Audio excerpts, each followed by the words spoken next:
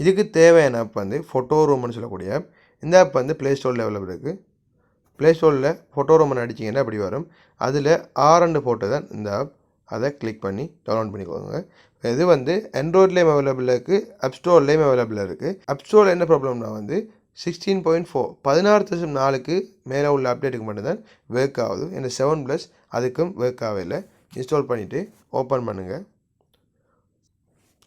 Open பண்ணிங்கன்னா அதில் interface இப்படி தான் வரும். அதில் ஸ்டார்ட் ஃப்ரம் ஃபோட்டோங்கிறத கீழே இறக்கி அதை செலக்ட் பண்ணுங்கள். அதில் கேலரியை செலக்ட் பண்ணுங்கள்.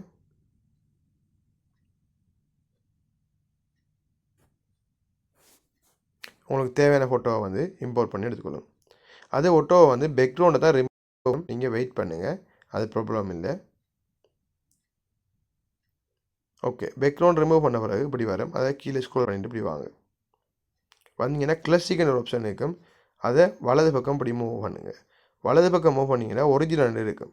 டிரான்ஸ்பரண்ட் பக்கத்தில் ஒரிஜினல் இருக்கும். அதை கிளிக் பண்ணுங்கள். அதை கிளிக் பண்ணால் பேக்ரவுண்ட் ரிமூவ் பண்ணாத ஃபோட்டோ வந்து அப்படியே நமக்கு வந்துடும். இப்போ செலக்ட்டுங்கு இடது பக்கம் இருக்குது, அதை கிளிக் பண்ணுங்கள். அதில் ஒப்ஜெக்ட் இருக்குது, பேக்ரவுண்ட் இருக்குது. ஒப்ஜெக்ட்னு சொன்னால் ஆல் அப்லோட் பண்ணணும். பேக்ரவுண்ட் அப்லோட் பண்ணணும். நம்ம பேக்ரவுண்டை செலக்ட் பண்ணுவோம். செலக்ட் பண்ணிவிட்டு கீழே வாங்க, அப்படியோ ஸ்க்ரோல் பண்ணிவிட்டு அதில் பார்த்தீங்கன்னா ப்ளர் அண்ட் ஆப்ஷன் இருக்குது, அதை கிளிக் பண்ணுங்கள்.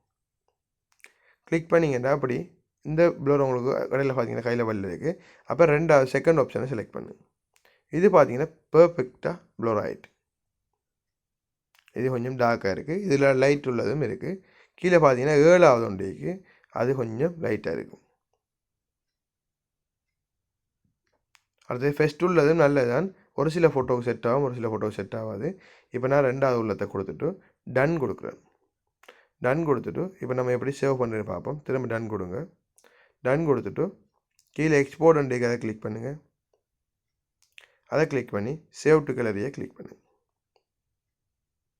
சேவ் ஆகிட்டு, அவ்வளோதான். இப்போ நான் ஃபோட்டோவை காட்டுறேன் பாருங்கள். கேலரியை ஓப்பன் பண்ணி இது நான் கொடுத்த ஃபோட்டோ.